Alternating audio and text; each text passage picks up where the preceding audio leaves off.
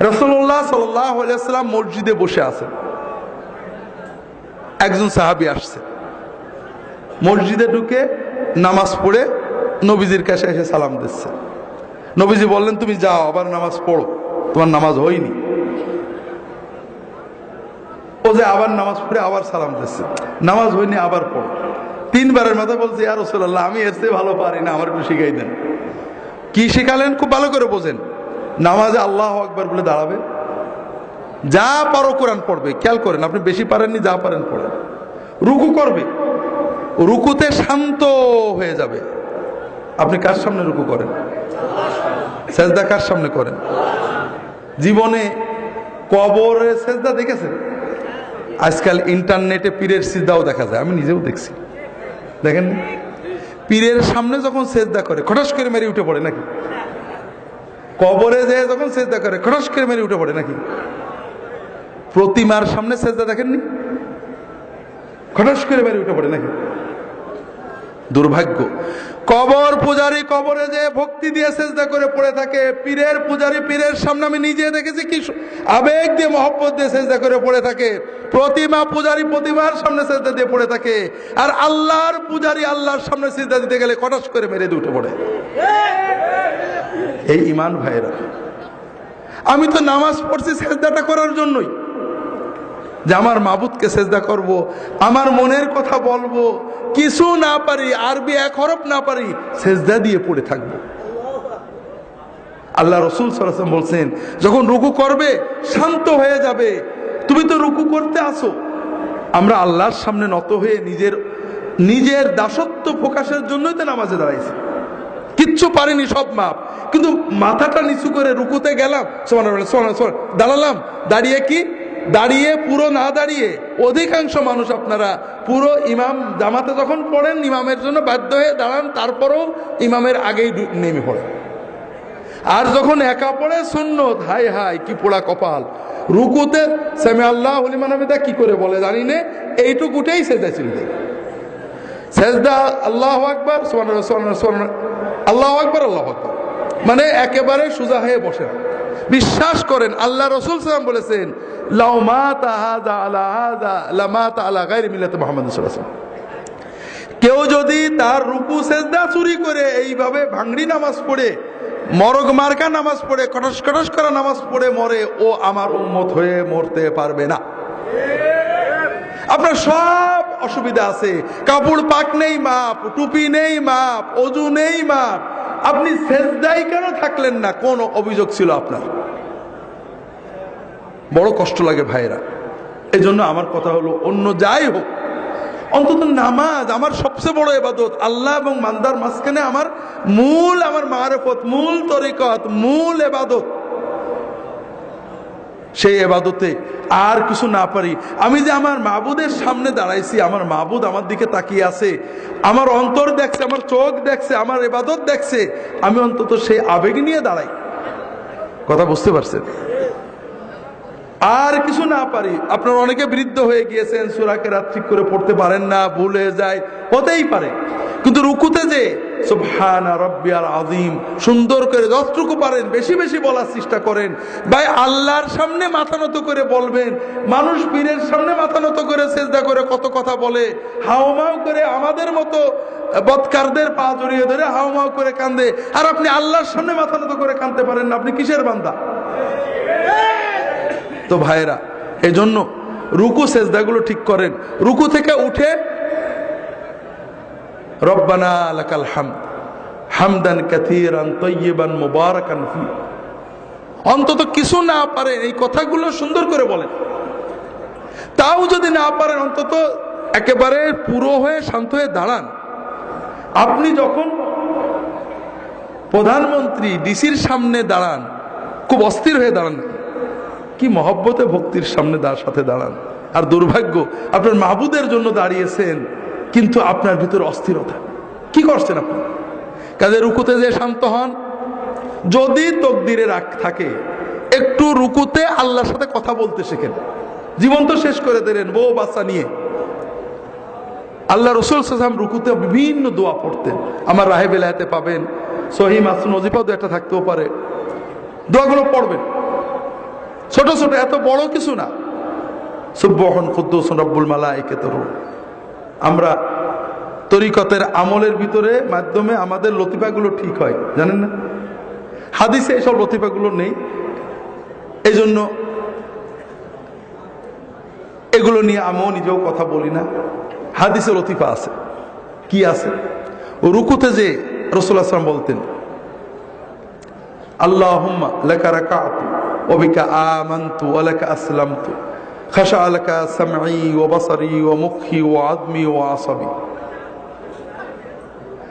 আল্লাহ, তুমি মহাপবিত্র, তোমার জন্য নত হয়েছি, আমি তোমার কাছে আত্মসমর্পণ করেছি, তোমার জন্য বিনম্রতায় নত হয়েছে আমার কান, আমার চোখ, আমার ব্রেন, আমার অস্থি, আমার সকল অনুভূতি। আপনি এগুলোর দিকে তাকিয়ে দোয়া পড়েন, বিশ্বাস করেন আপনি কয়েক মাস দোয়া পড়ে দেখেন আপনার সকল শরীর আল্লাহর কাছে নত হয়ে যাবে। পড়তে শেখেন, বেশি কষ্ট হবে না, কয়টা বাক্য কয়েকদিনে মুখস্থ হয়ে যাবে। উঠে দাঁড়ান, আল্লাহর সাথে কথা বলেন, রব্বানা। রব্বানা মানে কি? আল্লাহ আমার রব, লাকাল হামদ, প্রশংসা তোমার। লজ্জা লাগে এটা বলতে।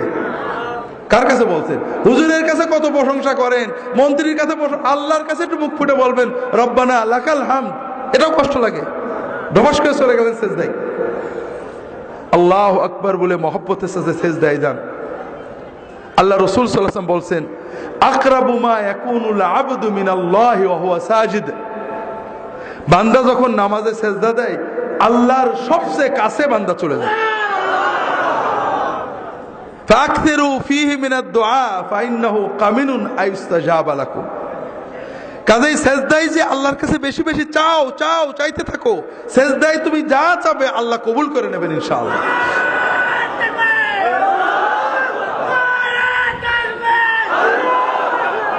যেটা বলছিলাম ভাইরা, কাজেই সেজদায় আল্লাহর কাছে চাইতে হবে। তবে রাসূলুল্লাহ সাল্লাল্লাহু আলাইহি ওয়াসাল্লামের শেখানো সুন্নাত মাসনুন দোয়াগুলো চাইবেন। ছোট ছোট দোয়া, কি মজার দোয়া, সব চাওয়া হয়ে যায়। আল্লাহুম্মা ইন্নী আসআলুকাল হুদা ওয়াত তুকা ওয়াল আফাফা ওয়াল গিনা। কতটুকু সময় লাগলো? মানে কি? আল্লাহ, আমি তোমার কাছে চাচ্ছি, আমাকে দাও, হেদায়েত দাও, তাকওয়া দাও, পবিত্রতা দাও, আমাকে বড় লোক করে দাও। বাদ থাকলো কিছু? সব চাওয়া হয়ে গেল। কোরআনে যেসব দোয়া আছে পড়বেন, রব্বানা আতিনা ফিদ দুনিয়া হাসানাতান ওয়া ফিল আখিরাতি হাসানাতান ওয়া কিনা আযাবান নার। এর চেয়ে বড় দোয়া নেই। এই দোয়া যদি আপনি মন দিয়ে পড়তে পারেন, আপনার বড় লোক হতে বেশি সময় লাগবে না। হজে আমরা যাই, হজের খাস দোয়া এইটে। আর হজে গেলে হজ যদি কবুল হয়, আল্লাহ রাসূল বলেছেন তার আর কোনো অভাব থাকে না। কাজে আল্লাহর কাছে চাইতে থাকেন। বাবা মার জন্য চান, রব্বিগফিরলি ওয়া লিওয়ালিদাইয়া, চাইবেন সেজদায় পড়ে। বিভিন্ন দোয়া আছে, রাহে বেলায়েত অনেক পাবেন। রাসূল সাল্লাল্লাহু আলাইহি ওয়াসাল্লাম দোয়া করতেন দুই সেজদার মাঝখানে। আমরা নামাজ নষ্ট করি দুই জায়গায় বেশি। একটা রুকু আর সেজদার মাঝখানে, রুকু থেকে উঠে পুরো সোজা না হয়ে এইটুকু হয়েই সেজদায় যায়, আছে না নেই? আপনি দেখেন ফজরের নামাজ তো পড়বেন, দেখেন অর্ধেকের বেশি মানুষ এরকম হবে। ইল্লা যদি দয়া করে ঠিক করে নেয় সেটা ভালো কথা। আর নামাজ নষ্ট করি, সেজদা থেকে উঠে পুরো বসি না, এইটুক বসে আবার সেজদা চলে যায়, আছে না নেই? আজকে ফজরের সময় দেখেন, আপনার আশেপাশে তাকায় দেখেন। অথচ রাসূলুল্লাহ সাল্লাল্লাহু আলাইহি ওয়াসাল্লাম দুই সাজদার মাঝখানে দোয়া করতেন। কি বলতেন? রব্বিগফিরলি ওয়ারহামনি ওয়ারযুকনি ওয়াহদিনি ওয়াআফিনি ওয়াফু আন্নি ওয়াজবুরনি ওয়ারফা'নি। এই দোয়াগুলো পড়তে আমি একা ঘড়িতে মেপে দেখছি 5 সেকেন্ড থেকে 10 সেকেন্ড লাগে। যদি দ্রুত পড়েন 5 সেকেন্ড হয়ে যাবে, একটু শান্তভাবে পড়লে 10 সেকেন্ড লাগবে সর্বোচ্চ। কথা বুঝতে পারছেন? এই 5 সেকেন্ডে 10 সেকেন্ডে কি চাইলাম? আল্লাহ আমার গুনাহগুলো মাফ করে দাও, আল্লাহ আল্লাহ আমাকে রহমত করো, রহমত দিয়ে আমার জীবন ভরে দাও, আল্লাহ আল্লাহ আমার রিজিক বাড়াই দাও, আল্লাহ আল্লাহ আমাকে হেদায়েত করে দাও, আল্লাহ আল্লাহ আমাকে পরিপূর্ণ সুস্থতা এবং নিরাপত্তা দাও। আল্লাহ আমার গুনাহগুলো মুছে দাও, আল্লাহ আমার মর্যাদা বাড়িয়ে দাও, আল্লাহ আমার ক্ষয়ক্ষতি পূরণ করে দাও। আর বাকি থাকলো কি দোয়া বলেন? বাকি থাকলো কিছু? শোনেন, আমি কাল বলছিলাম না, নিজের ভালো পাগলে বোঝে কিন্তু বাঙালি বোঝে না। আপনারা যে হুজুরদের কাছে, আলেমদের কাছে দোয়া চাইতে যান, এইগুলো নিয়েই তো। অসুস্থ হয়েছে, হুজুর দোয়া করেন যেন সুস্থ, এই তো আল্লাহ রিজিকে বরকত দেয়, এই জন্য তো। আপনারা কথা বলছেন না কেন? এইসব জন্যই তো। আচ্ছা, মনে করেন আপনি বিপদে পড়লেন, কষ্ট হলো, অসুস্থতা, রেজেকে বরকত নেই, 2000 টাকা পকেটে নিলেন, গাড়িতে চড়লেন, জামা কাপড় পরলেন, কিছু হাদিয়াও নিলেন, নিয়ে মনে করেন একজন নেককার বুজুর্গের কাছে গেলেন, হুজুর দোয়া করলেন, আল্লাহ কবুল করলে ভালো হলো।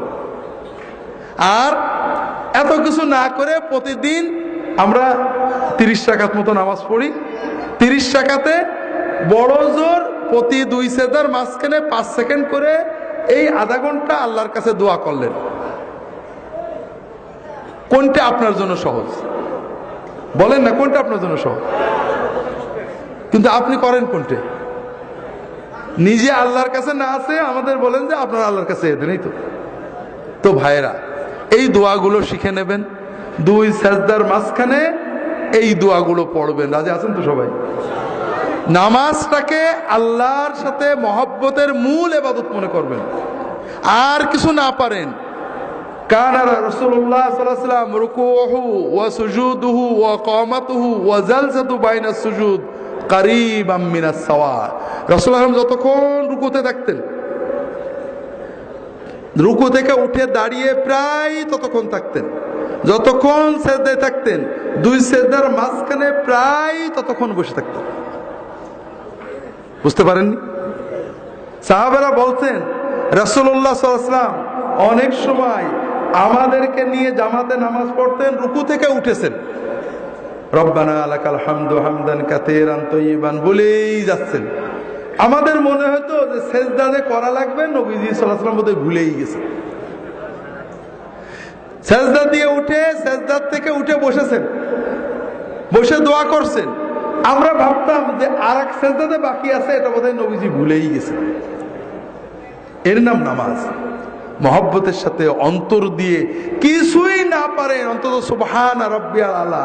আপনারা এই যে হুজুররা আসে জিন্দাবাদ দেন, মহব্বত লাগে না? অন্তর দিয়েই তো বেরোই জিন্দাবাদ।